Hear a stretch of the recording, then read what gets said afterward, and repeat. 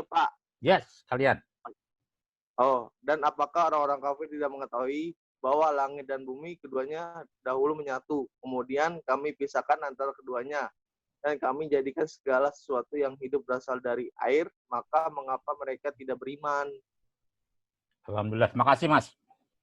Nah, ini Ya, kelanjutan sama, Pak. dari pembahasan kita beberapa materi kemarin ya, bahwa antara bumi dan langit itu kan masih jatuh, masih satu. Kemudian bagaimana Allah Subhanahu wa taala itu menciptakan dari kekuasaannya air sebagai sumber kehidupan.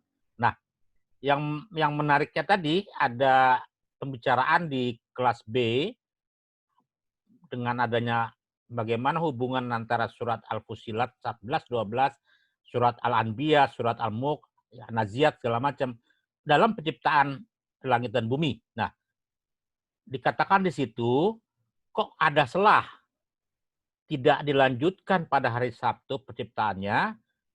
Di situ dikatakan apakah Allah Subhanahu wa taala merasa lelah gitu. Kalau tidak, ya karena orang Yahudi mengatakan begitu. Nah, kalau tidak, tunjukkan dalil-dalilnya gitu. Nah, karena kuotanya habis, kita stop. Jadi ini belum bisa dibahas.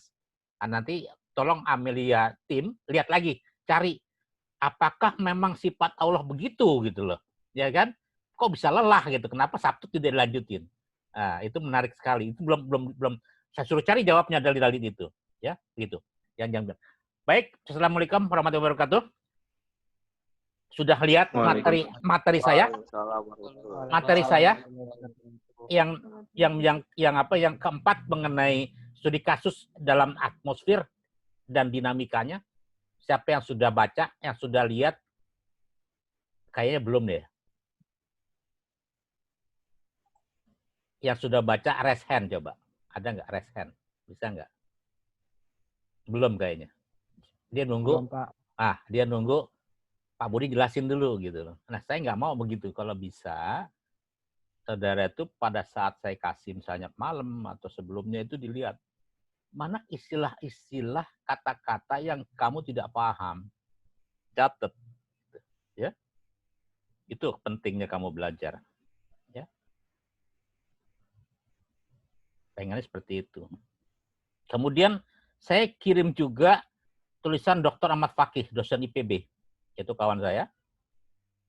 Yang terkait dengan dinamika atmosfer menghadapi La Nina 2020-2021. Belum juga kan? Ada yang jawab, raise hand. Belum ada yang melihat itu. Inilah kekurangan dari mahasiswa dengan dosen. Mahasiswa menunggu, wait and see. Tapi kalau dosen biasanya dia cukup semalam membaca, mempelajari. Besoknya dituangkan kepada mahasiswa. Untungnya gitu bedanya. Jadi lebih maju satu malam aja bandingkan yang lain, ya kan? Nah, ke depan kamu harus jangan begitu. Sehingga kamu belajar itu pada saat dosen menjelaskan, kamu sudah tahu, sudah paham. Misalkan, ya kan? Tanyakan mengenai albedo, kamu sudah tahu. Walaupun mungkin di SMP, SMA belajar geografi, kamu kan juga sudah dapat itu apa itu albedo. Insolasi, MGO. Budi tahu namanya MGO?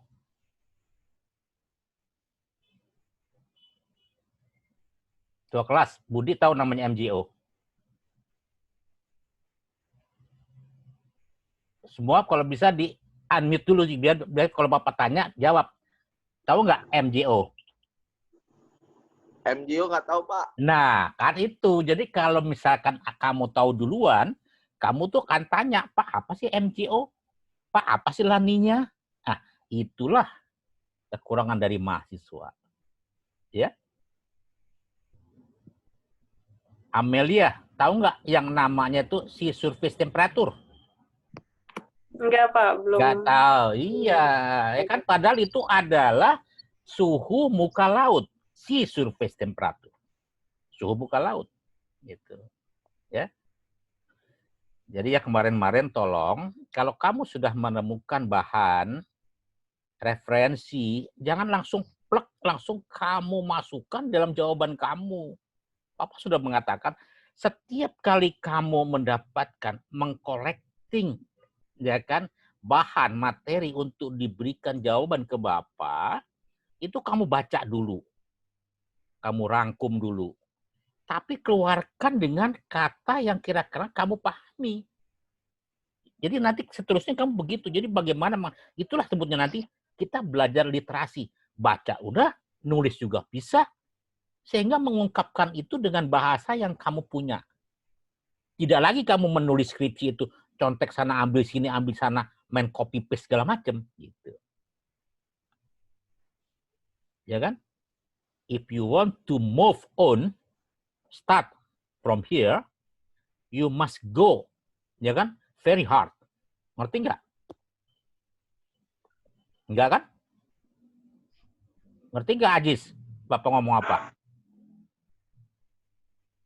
Tolong, Enggak, Pak. ya audionya di-unmute dulu. Jadi kalau setiap kali Bapak tanya nggak masalah gitu loh. Ya, ini kan semuanya di-mute terus, takut ditanya Bapak nih. Ya kan, di-unmute dulu gitu. Ya, begitu namanya. Jadi pengennya itu kamu baca banyak. Nah, tapi kamu ungkapkan sendiri gitu. Jangan dari copy paste dari beberapa sumber. Nanti kamu salah, nggak boleh tuh skripsi seperti itu. Copy paste begitu. Baik, ya. Sebelum kita masuk, Bapak akan luncurkan dulu keinginan ke depan sehingga kamu bisa menjadi mahasiswa yang bisa untuk maju dan diteladani oleh yang adik kelas nanti. Ini ada 18. Ada 18 ya peserta. Harusnya 19 ya Budi ya. Siapa yang tidak hadir? Coba bentar saya cek dulu. Ini kan Kurnia udah masuk Kurnia ya? Kurnia Sijal nih. Ada Pak, ada Pak. Sudah, Ini ada 18 peserta termasuk Bapak. Nah, satu lagi yang belum masuk. Siapa kira-kira? Nanti kalau bisa di WA, lagi ada izin ini Pak, gitu. Nah, saya share screen.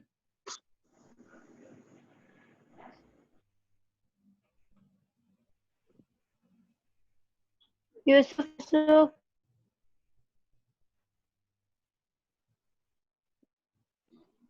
Belum Yang masuk. kurang satu Yusuf, Pak. Oke, ya jadi udah jelas. Yusuf mungkin ada kendala apa? Kita share screen, ntar.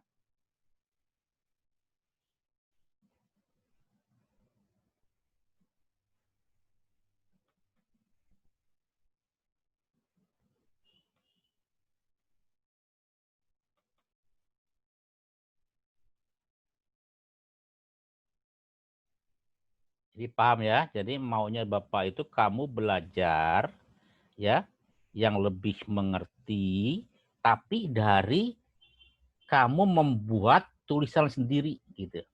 Nah ini Knowledge Integration Environment atau saya singkat dengan KIE. Bell, Davis, dan Lin 95 seperti yang dikutip Hooper dan Reinhardt 2002 memberikan contoh lingkungan belajar yang mengintegrasikan berbagai aktivitas dan pendekatan yang diberi nama Knowledge Integration Environment atau KIE. KIE adalah sebuah contoh lingkungan belajar yang tidak lagi menjadikan mengajar sebagai proses menyampaikan. Nah, seperti Bapak nih, menceritakan, telling. Ya kan? Ngomong sendiri gitu. Ya. Dan menguji, testing. Habis itu kamu dites seperti tadi.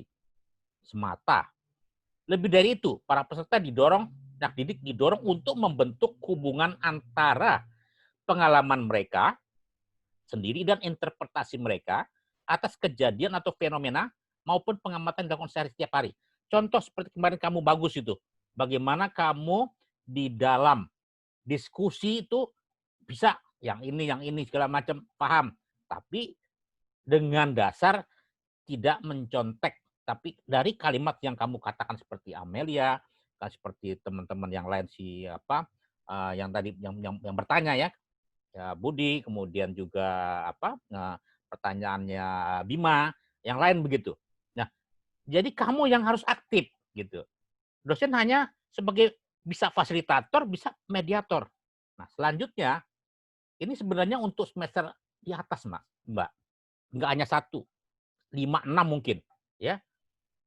Di mana seorang mahasiswa itu kalau ada, ini loh, dikasih tugas sama dosen, bagaimana menentukan masalah fenomena yang akan diamati dan elaborasi. Contoh tadi, Budi saya tanya, MJO itu apa?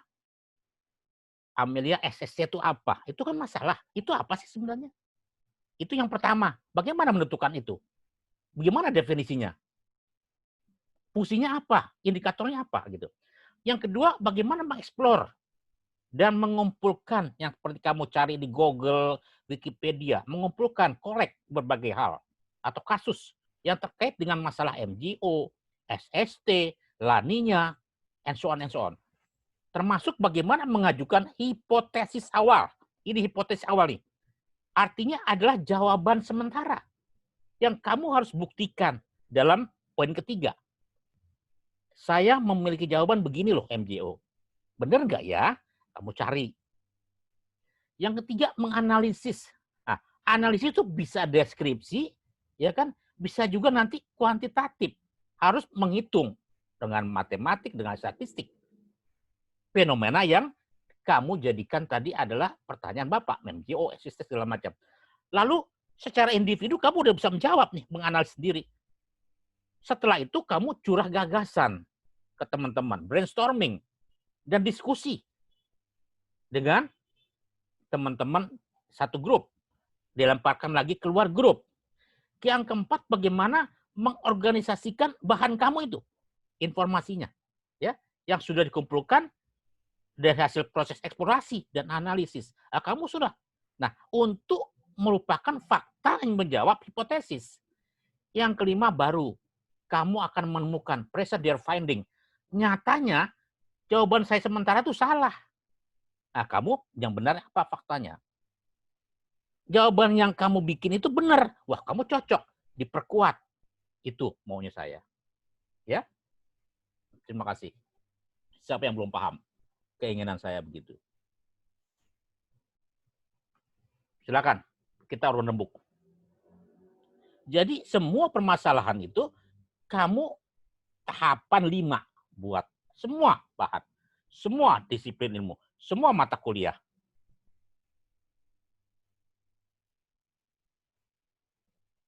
Tidak ada?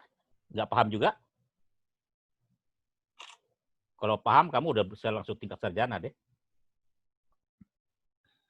Baik, tidak ada pertanyaan. Saya bersyukur karena saya kalau ditanya juga nggak tahu. Ya, kita lanjut sekarang dengan materi kuliah.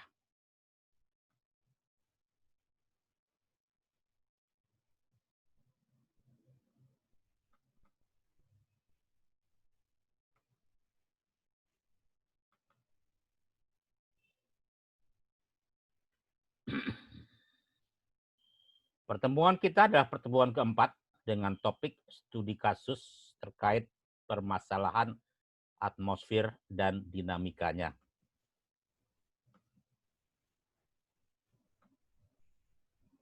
Slide pertama. Ya. Apa sih itu? Iya kan? Atmosfer itu seperti kemarin kita belajar ya, di mana atmosfer itu kan banyak, ada 7 lapis, ada kaitannya dengan 7 langit tadi. Ya, kita memiliki atmosfer karena atmosfer memiliki fungsi yang banyak kemarin tuh Bapak. Ya toh?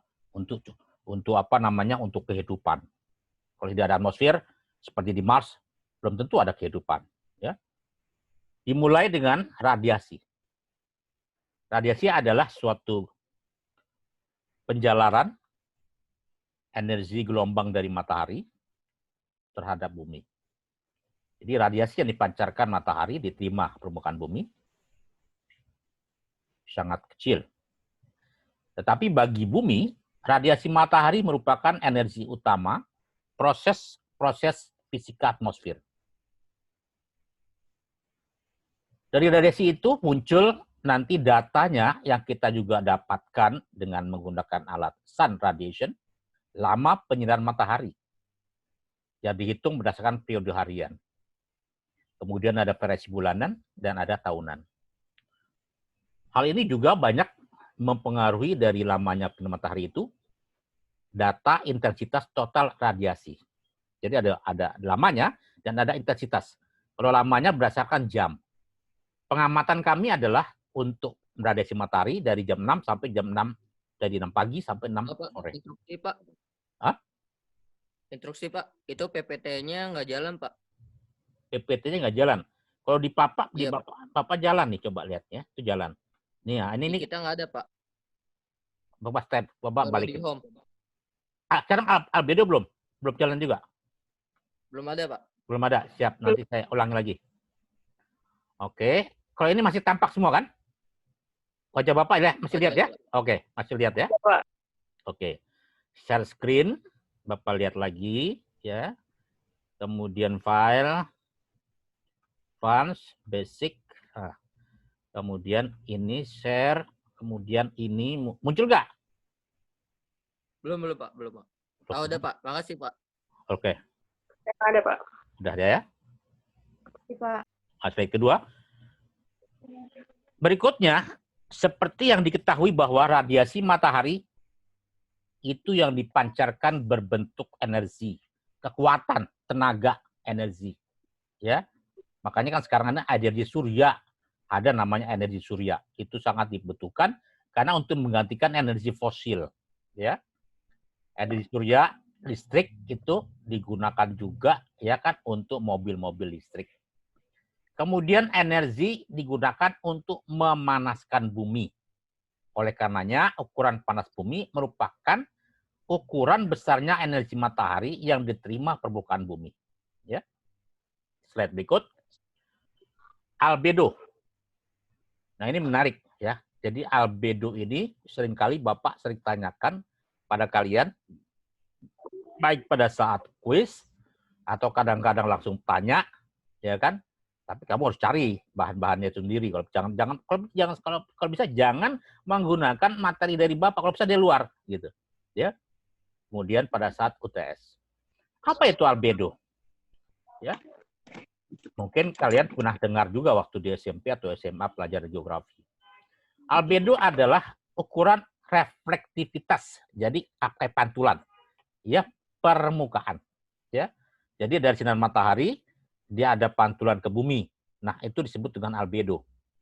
Efek albedo bila diterapkan pada bumi adalah ukuran berapa banyak energi matahari yang dipantulkan kembali ke angkasa.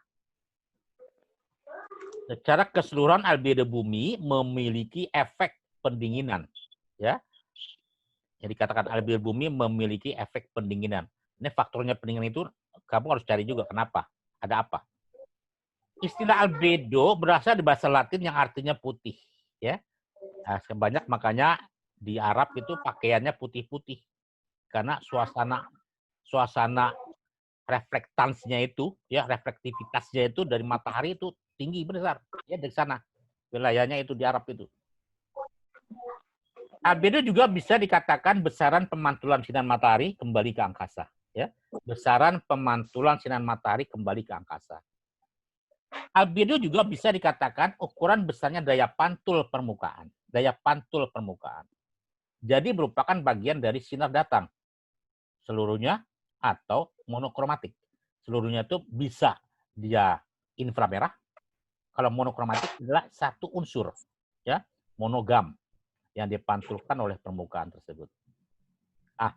Untuk pengertian bahasa Prancisnya, belum saya Prancis nih, yang lagi barang di boykot hari ini, ya kan, saat ini. Part du rayonnement solaire refleksi par atmosphère ou par la surface terrestre. Artinya, bagian dari sinar surya. Rayonnement itu sinar. Reflektivitas pantulan oleh atmosfer atau oleh permukaan bumi. Ou par la surface terrestre, ou itu di mana, ya? Par la di mananya itu par la melalui permukaan bumi. Jadi surface terrestre itu adalah permukaan bumi. La fraction d'énergie solaire refleksi d'exprime en pourcentage par rapport à l'énergie incidente et reçoit le nom d'albedo. Wah, ya. Le nom d'albedo berarti yang dinamakan albedo. Fraction d'energi bagian dari energi matahari yang melakukan refleksi dalam bentuk satuan persen, ya, yang berupa energi yang datang dan diterima oleh bumi. Itu disebut albedo, gitu pengertiannya. Lanjut. Nah, ini adalah gambaran, ya, di mana sinar matahari yang berupa gelombang pendek, ya, itu disebut dengan E. Ya, saya tunjukkan ini E ini. Ada tulisan onde courte. Onde courte itu kalau bahasa kitanya adalah gelombang pendek. Onde courte. Onde itu adalah gelombang. Onde, ya. Kalau B adalah grand longer dong, ya. Jadi gelombang panjang yang besar, grand. Jadi artinya energi melalui penjalaran radiasi matahari dari matahari ke bumi itu berupa gelombang pendek. Karena langsung saja dia. Tapi setelah melalui bumi, permukaan bumi, kemudian ada serapan oleh awan, oleh gas-gas rumah kaca, oleh uap air, ya. Gelombang pendek tadi pada saat kembali ke atmosfer disebut gelombang panjang. Sudah berubah, ya. Makanya disebut grand longer dong, ya kan? Gelombang panjang yang besar. Grand itu besar, ya. Figur 1.2, gambar 1.2 itu dengan judul rayonnement solaire et rayonnement terrestre. Artinya penyinaran dari matahari dan penyinaran dari bumi. Jadi gelombang pendek itu dihasilkan dari penjalaran matahari ke permukaan bumi, itu gelombang pendek. Ya, itu namanya penyinaran matahari, rayonnement solaire. Tapi pada saat ya kan gelombang sinaran dari bumi ke atmosfer itu gelombang panjang. Itu yang membedakan. Jadi kalau ditanyakan perbedaan antara radiasi gelombang pendek dengan gelombang panjang, ya kan? Kalau gelombang pendek itu radiasi yang berlangsung dari matahari ke bumi. Tapi pada saat dia balik, ya kan, energi balik, kemudian radiasi balik ke angkasa, itu terjadi gelombang panjang. Itu yang membedakan. Lanjut. Masing-masing dari, ya kan, nature du revêtement, kondisi alamnya, kan kondisi alam, ya kan, itu berbeda albedonya, ya. Di sini disebut yang pertama neige fraîche, artinya salju yang masih baru, masih fresh. Kayak seperti kita masukin sayuran ke AC apa ke kulkas, ya kan, ke kulkas, itu berarti sayuran baru mau apa kita masukkan. Tapi kalau neige ancienne adalah salju yang lama, yang sudah lama, sudah beberapa hari, minggu, bulan gitu. Nah, kemudian glace de mer, pesisir pantai, ya, pesisir, glace de mer. Kemudian rocher, itu adalah batuan. Kemudian sable, itulah pasir. Kemudian sam de cereal, ya, lingkungan hortikultura. Ini kalau di negara Eropa nah, disebut sereal, yang makanan-makanan seperti gandum. Kemudian ville, itu adalah kota. Forêt adalah hutan. Napdau itu lapisan air, ya kan, uap air, bisa di danau, sungai. Nah, albedo yang paling besar itu yang sama sekali warna putih, ya kan, seperti salju, 80-85. Pertanyaan saya, ya, Kurnia, berapa albedo, berapa persenkah albedo untuk pasir? Mana Kurnia?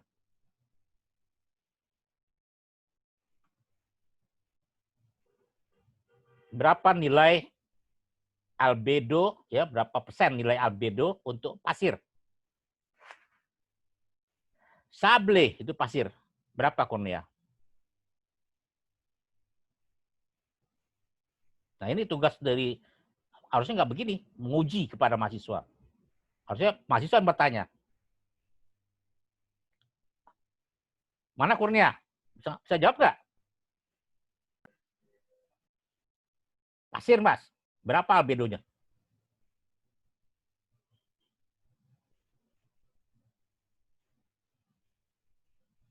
Dimas, berapa? Pasir, berapa pasir? 15 sampai 25, Ya, Pak. benar. 15 sampai 25% albedonya. Ya kan? Amelia, hutan, berapa?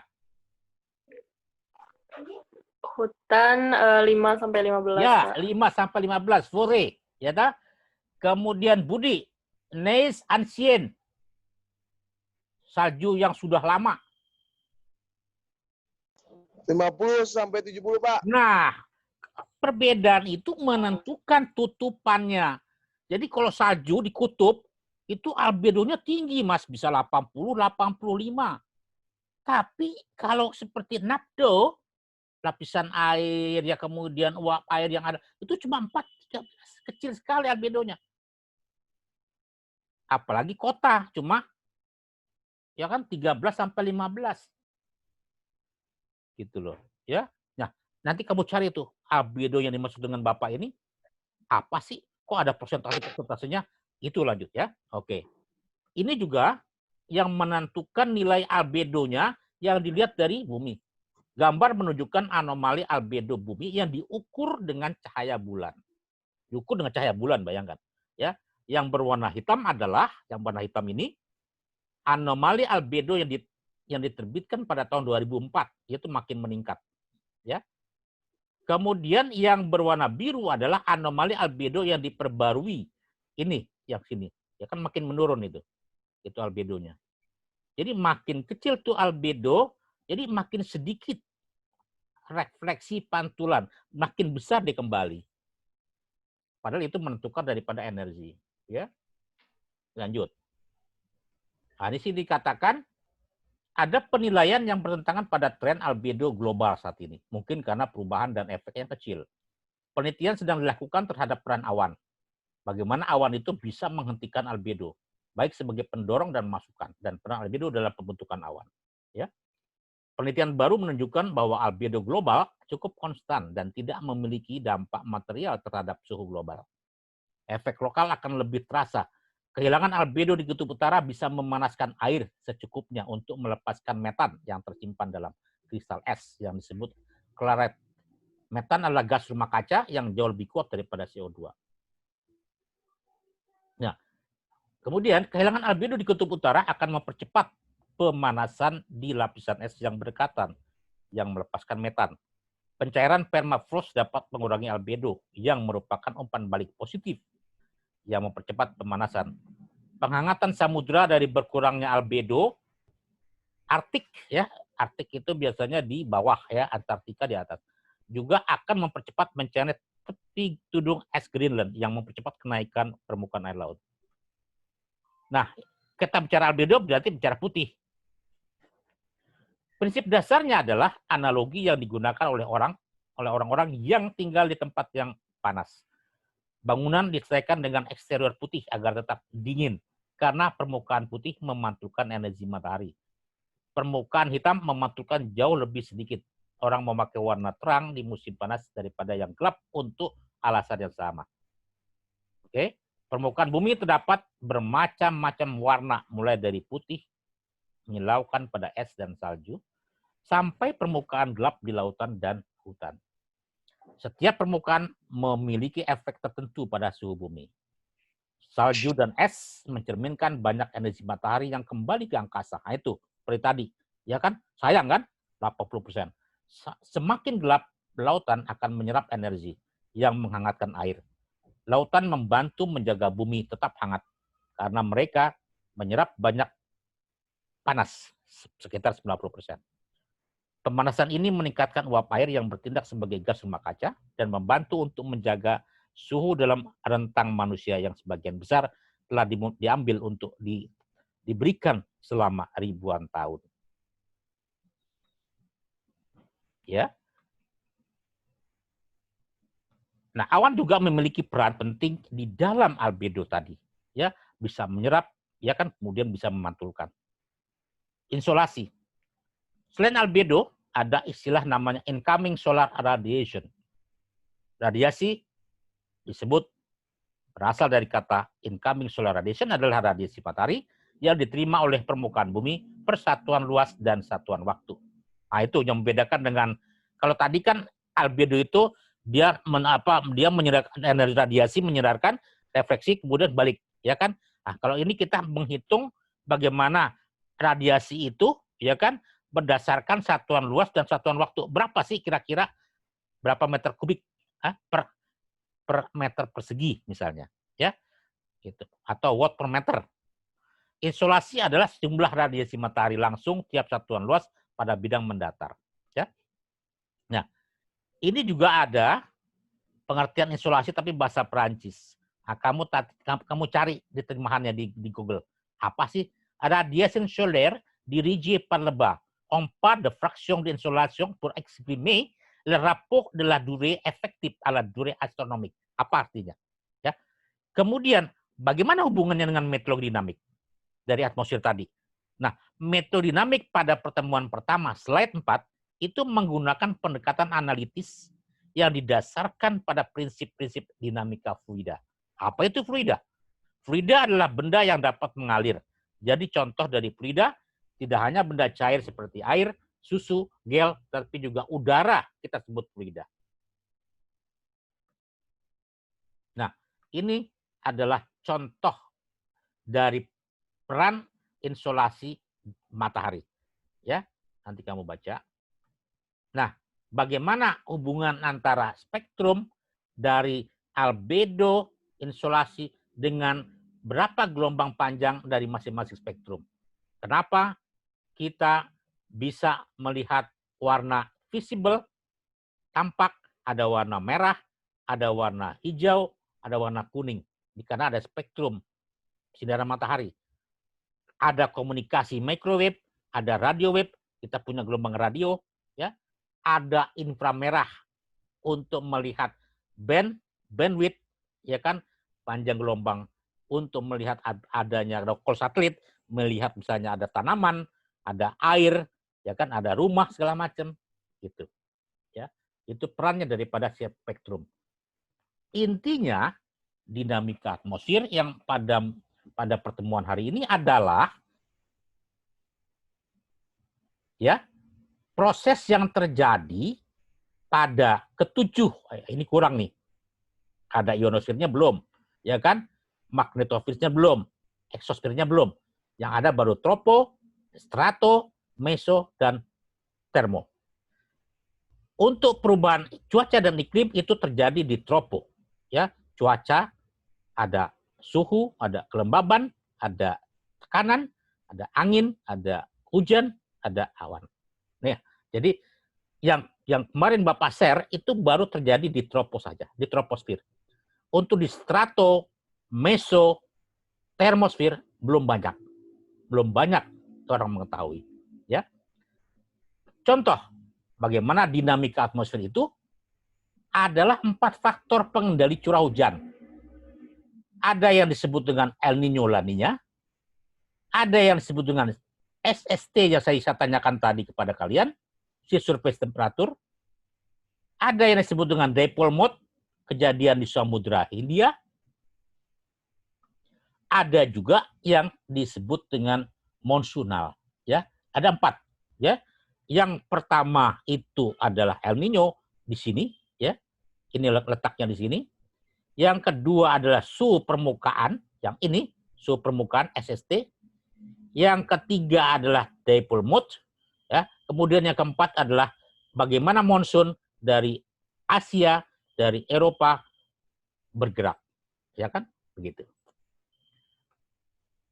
Nah, Ini lebih dijabarkan berdasarkan grafik-grafik. Dipole mode di Samudra Hindia, ya, memantau suhu muka laut tapi di Samudra Hindia. El Nino, La Nina memantau di Samudra Pasifik, ya. Kemudian di sini adalah simulasi suhu di ekuator di kita, ya. Nah, kalau ini adalah prediksi nilai El Nino atau ENSO dari beberapa negara. Ya, ini yang kita sebut sebagai dinamika atmosfer.